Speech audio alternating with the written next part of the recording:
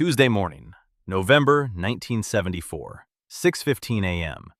A man in a brown plaid robe pulls a glass percolator off the stovetop.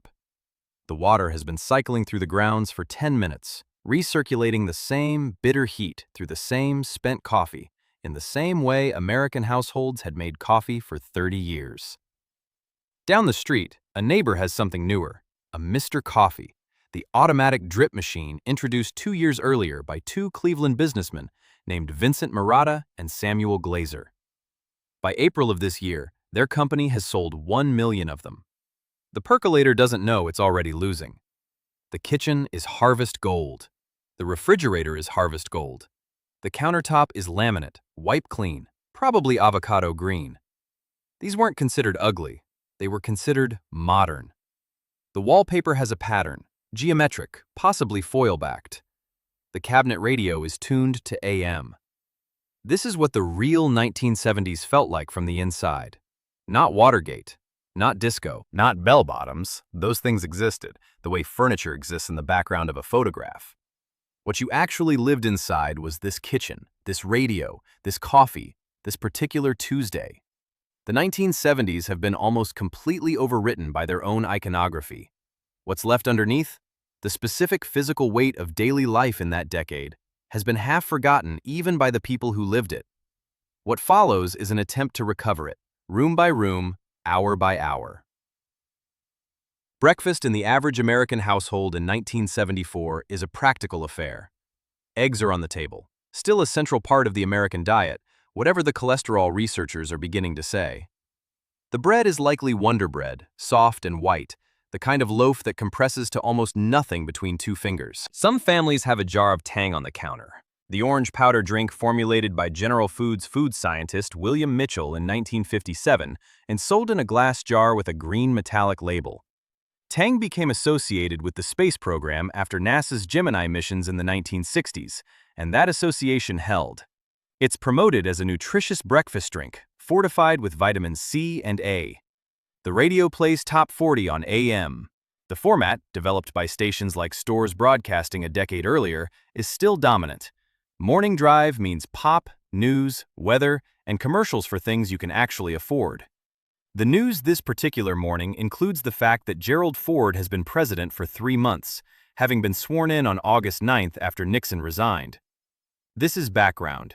It's the context the country sits inside, not the thing anyone is consciously thinking about while eating eggs. By 7 o'clock, a man is in the car. The car is large. A 1973 Chevrolet Impala Sport Coupe weighs 4,096 pounds. The AMC Ambassador Brougham runs about 3,968. These aren't exceptional vehicles. They are ordinary American family sedans, and they are heavier than almost anything on the road today. The steel is real. The fuel economy isn't. The seatbelt is there. It has been federally required to be installed in new vehicles since 1968. It's almost certainly not being worn. By 1984, when the first state mandatory seatbelt law finally passes, New York that year, national usage is documented at just 14%. The 1974 rate was lower. The belt sits in the seat like a suggestion nobody took seriously. Gas has gotten more expensive. Before October 1973, a gallon of regular cost about 39 cents. Then the OPEC oil embargo hit, and by March 1974, when the embargo formally ended, the average retail price had climbed to roughly 53 cents a gallon, a jump of more than 35% in under 6 months. Some regions saw higher spikes. The lines at gas stations, the odd/even rationing days, the stations running dry before noon, are the freshest economic wound in the country's memory, even now, 8 months after the embargo ended. The commute is perhaps 30 minutes in a suburb outside Cleveland or Columbus or Charlotte. The car smells of cigarettes, not from a specific habit, just from the ambient fact of the era. Nearly 37% of American adults smoked cigarettes in 1974, according to CDC data derived from the National Health Interview Survey. The man in the car may or may not be one of them, but someone he rode with yesterday probably was. The radio stays on the whole drive. The office, when he arrives, smells the same way the car did. There is no law against this. No federal restriction on workplace smoking exists in 1974. The first state to require no smoking zones in public buildings is Minnesota, and that law passes in 1975. The first city to limit restaurant smoking specifically is Berkeley, California, in 1977. Private offices and open floors? Entirely unrestricted for years after that. The New Jersey law requiring businesses with 50 or more workers to designate non-smoking areas doesn't come until 1985. The federal government doesn't ban smoking in its own 6,800 buildings until 1986. In the meantime, the ashtray sits on the desk. Everyone has one. With 37% of adults smoking, down from 42% in the 1960s, but still more than 1 in 3, this means roughly a third of the people in any given open office floor are smoking at their desks, right now, while working. The work itself is mechanical and physical in ways it would stop being by the next decade. The dominant instrument on every secretary's desk is an IBM Selectric typewriter, a machine introduced on July 31, 1961, designed by industrial designer Elliot Noyes, and featuring what IBM calls a typing element, a golf ball-shaped element that rotates and tilts to strike the paper instead of the traditional type bar basket. The Selectric eventually captures a dominant majority of the U.S. electric typewriter market used in business. By the mid-1970s, the electric typewriter market is worth roughly $380 to $500 million annually, and IBM's dominance is significant enough that the FTC scrutinizes the company in 1976 for potential monopolistic control. The sound of the office is the sound of those type balls hitting paper. Dozens of them across an open floor, a rhythmic clatter that is specific to this particular decade. Copies are carbon paper. You type through multiple sheets, separated by sheets of thin black carbon, and the pressure creates copies. For larger distributions, memos, forms, classroom handouts, the Spirit Duplicator handles the job. The machine runs sheets across a drum moistened with duplicating fluid, a mix of methanol and isopropanol, and the copies come out still warm and faintly damp, carrying a chemical smell that is sweet and slightly intoxicating. Every person who went to school or worked in an office in the 1970s knows this smell precisely. It's one of the most reliably described sensory memories of the era. The phone is on the desk, attached to the wall by a cord. To reach someone, you dial. Information is in a Rolodex. The water cooler isn't a metaphor. It's an actual 5-gallon jug on a white pedestal in the corner, and conversations that happen there are the only social media available. No other mechanism for informal, horizontal communication across the office exists. Lunch, for the executive class, can be a significant production.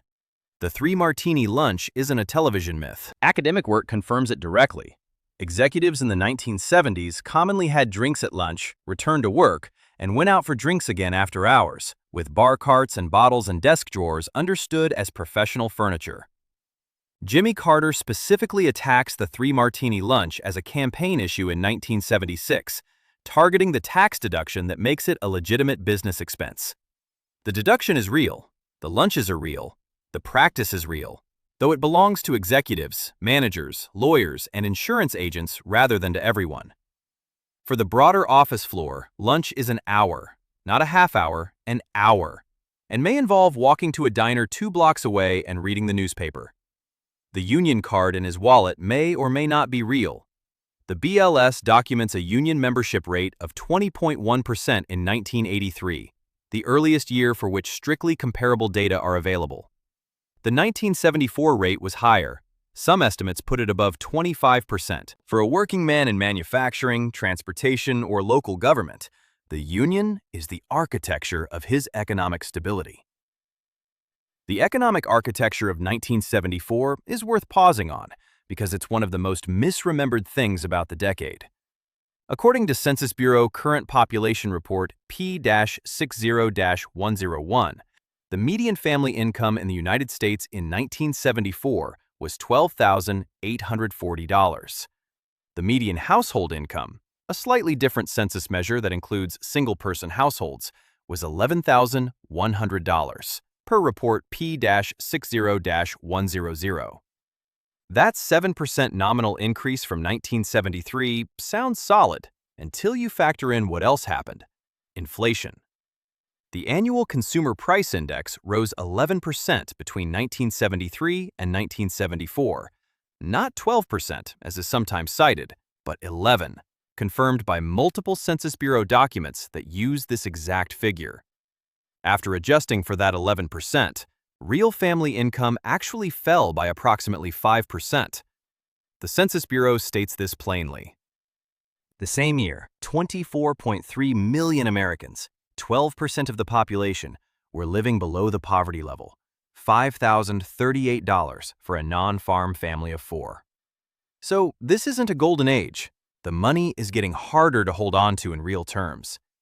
And yet, the housing math looks different. The median price of a new home sold in the first quarter of 1974, per the Census Bureau and Fred data, was $35,200.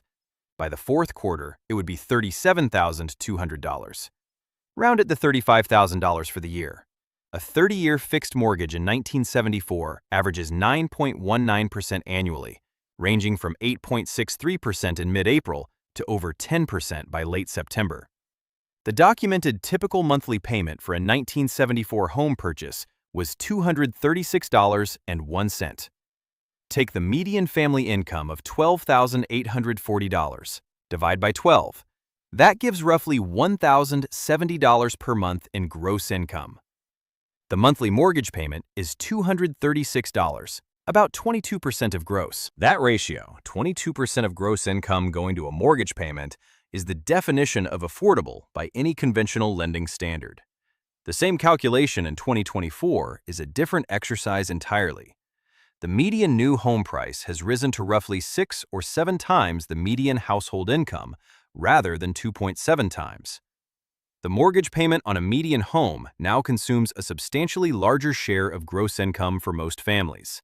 This isn't editorializing, it's arithmetic. Whether that single-income household in 1974 is comfortable or stressed depends on location, on whether the father has the union card or not, on whether the family is white or black. Median black family income in 1974 was $7,810 versus $13,360 for white families, a gap of roughly 42%, documented in the same Census Bureau report. The 1970s weren't equitable, pointing to housing affordability for a working-class white family in suburban Ohio, without acknowledging that the same system simultaneously locked out millions of Americans from both the union and the suburb, isn't an accurate picture of the decade. The picture holds all of it at once. The children are at school. Public school in 1974 has its own sensory signature.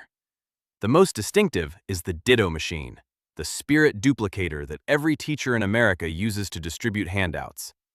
The chemical that creates the smell, that warm, sweet, slightly dizzy smell when you hold the paper to your face, which every child does, is a 50-50 mix of methanol and isopropanol, the duplicating fluid that evaporates quickly off the freshly printed page. The copies are purple. They are always purple, faintly violet, slightly smeared at the margins. A UNC master's thesis specifically studies worker exposure to methanol from spirit duplicator use in schools, which gives a sense of how common the machines are. The audio-visual cart gets wheeled in 3 or 4 times a week in a room down the hall. The 16mm film projector, standard instructional technology through what researchers call the audio-visual education era, roughly 1946 to 1983, loads with a specific clicking of sprockets. In some classrooms, the teacher uses it constantly. In geography, in history, in science. The lights go off, the projector starts, and the afternoon becomes a controlled nap. The library has a card catalog, a large wooden cabinet of alphabetically organized index cards that contains every book in the building. There is no search function. There is no cursor. You flip the cards. Lunch is a tray. The rectangular pizza, the milk carton, the compartmentalized aluminum or plastic that holds each thing separate. The National School Lunch Program has been operating since 1946, and by the 1970s, its standard items are well established, if not universally loved. Discipline in 1974 public schools isn't what it is today. Corporal punishment is legal in the vast majority of states and practiced in many. The authority gradient between teacher and student is steeper.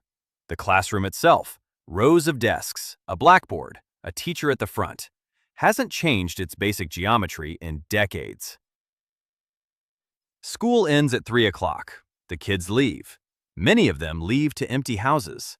The latchkey child, the term coined originally during World War II and revived in the 1970s as mothers enter the workforce in greater numbers and divorce rates rise, is a documented social phenomenon of this decade. Academic research from Georgetown University, examining low-income urban populations, finds that a substantial share of children in this period regularly return home to unsupervised afternoons. Estimates of the broader phenomenon vary, and some researchers argue the numbers were smaller than cultural memory suggests. But the two structural forces driving the pattern, women's increasing labor force participation and rising rates of single-parent households, are well documented for this exact period. The kids who go home to empty houses and the kids who have parents home anyway both do roughly the same thing. They go outside. There is no helmet. Bicycle helmets for children didn't exist as a common consumer product in 1974. The first mandatory state bicycle helmet laws come in the 1990s. In 1974, a child on a bike is simply a child on a bike, moving fast through the neighborhood on a machine with no safety equipment of any kind, which is also how the previous generation rode, and the one before that. The sociology of these afternoons is specific and hard to replicate now. The neighborhood. Not any particular neighborhood, but the general category of post-war suburban American neighborhood functioned as an autonomous space for children. The boundaries were known. You stay on the block. You don't cross the main road. You come home when the streetlights come on. The streetlight rule isn't a romantic myth. It was the actual, operational instruction given to children across suburban America, the sunset alarm that ended the day. The fear that eventually ends this era, the stranger danger panic, the milk carton children, the erosion of unsupervised childhood, hasn't arrived yet in 1974.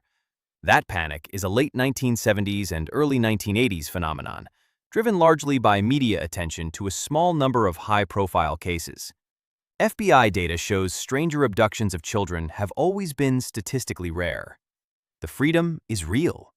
The danger is more ambient than predatory. It's traffic. It's the canal by the highway. It's the pack of older kids who might take your baseball. Urban crime is genuinely elevated in the 1970s, but the specific fear that makes parents unwilling to let children leave the yard unsupervised does not exist yet in the form it takes later. 6 o'clock. The family comes back together. The dinner table in 1974 is a fixed appointment. Sociological research drawing on John Robinson's National Time Diary studies, conducted starting in 1965, documents the family dinner as a consistent daily institution for most American households. A study using Robinson's time use data finds that women aged 60 to 70, surveyed later about their earlier family years, reported rates of 97 to 98% for eating dinner as a family. Children ate the main meal on weekdays as a family unit. The home-cooked dinner takes an average of 34 minutes of hands-on preparation time. The Swanson TV dinner exists. It has existed since the 1950s, sold in its aluminum tray, heated in the oven. Microwave ovens are just beginning to appear in American households this decade, but they are rare enough in 1974 to be a novelty. The TV dinner is real and serves a real function, but the idea that American families in the 1970s ate exclusively from aluminum trays while watching television isn't accurate. The family dinner is more durable than that. After dinner, the television goes on. In 1974, there are 3 channels: ABC, NBC, CBS. That is it for almost every American household. Cable television has negligible penetration. Independent stations exist and lose money. The 3 networks command virtually the entire primetime audience, which means that when a show is popular, it's nationally, universally popular in a way that simply can't happen now. The 1974 to 75 Nielsen ratings are specific. All in the Family on CBS earns a 30.2 rating, meaning roughly 30% of all American households with a television set are watching it at that moment. Sanford & Son on NBC earns 29.6. MASH, which had almost been canceled 2 years earlier, comes in at 27.4. The Waltons at 25.5. These four shows, and the comedies and dramas that fill the hours around them, are the shared cultural event of American life in a way nothing achieves today. The television signs off. This is the detail that is most foreign to anyone who didn't live it. The broadcast day ends. After the 11 o'clock news and the late programming, most affiliate stations play the national anthem and go dark. Test pattern, static, or simply black. The television stops broadcasting because the network says it's time. The country, in a practical sense, goes to bed when told. Sunday is its own country. The Sunday newspaper is thick. Daily newspaper circulation in 1974 is near its historical peak, approaching 1.3 papers per household. The Sunday edition is larger. The comics section, the TV guide insert, the classified ads, the magazine supplement. Reading it takes most of the morning. There is nothing faster available. The Sunday drive isn't a joke. The leisure activity of loading the family into the car and driving nowhere in particular is a real American weekend ritual. Though the oil embargo of 1973 to 74 has put some pressure on it. Gasoline is more expensive now, and the memory of waiting in line for it's fresh. The American shopping mall is expanding. In the early 1970s, malls are still new enough to be destinations, not habits. The enclosed suburban mall format, pioneered in the 1950s, is still in a growth phase. Going to the mall on a Saturday afternoon means something different than it will 20 years later. The drive-in movie theater is declining, but present. In 1974, the United States has approximately 3,770 drive-in screens, down from a peak of roughly 4,000 in the late 1950s. The decline is gradual. The experience still exists as a living thing. The lot at dusk, the speaker hung on the window, the concession stand, the movies playing under the open sky. Church attendance is declining from post-war peaks. Gallup documents this trend through the early 1970s, but remains a structuring element of suburban American Sunday life for a majority of households. The denominations are mostly Protestant and Catholic, the services are mostly long, and the social obligation to appear is still strong enough that families who no longer believe go anyway. This is what the machinery of 1974 actually runs on: paper, gasoline, family, and the evening news. Not the internet, not a smartphone, not a microwave dinner, not two incomes, not necessarily, though that is already changing and changing fast as women enter the workforce in numbers the previous generation didn't see. Not a helicopter parent, which is a term that doesn't yet exist because the parenting philosophy it describes doesn't yet exist. Not an airbag. Those don't become standard until the 1990s. Not email, not Amazon, not Starbucks. What runs the day is physical. The weight of the car, the sound of the typewriter, the smell of the duplicating fluid, the particular color of harvest gold. The fact that when you want to know something, you call someone or you go to the library, because those are the two mechanisms available. The Census Bureau's data tells us that in 1974, roughly 12% of Americans lived in poverty, that black families earned 42 cents for every dollar white families earned, that inflation was eating real wages faster than raises could replace them. The 1970s weren't fair, and they weren't safe, and they weren't, for everyone, affordable. But for a working-class family in the middle of the income distribution, the mortgage payment was $236 a month on a $35,000 house. And that payment took about 22% of gross monthly income. The arithmetic is what it is. Walk a 1974 Tuesday from sunrise to sign-off, and you find no internet, no cell phone, no microwave dinner in every cabinet, no two-income requirement for basic housing access, no helicopter parenting, no airbag, no email, no Amazon, no Starbucks. You find a country held together by paper and gasoline, and the shared experience of 3 television channels going dark at 11 o'clock. That's not better, that's not worse, that's gone. And it took 50 years to be forgotten. Subscribe for more stories like this.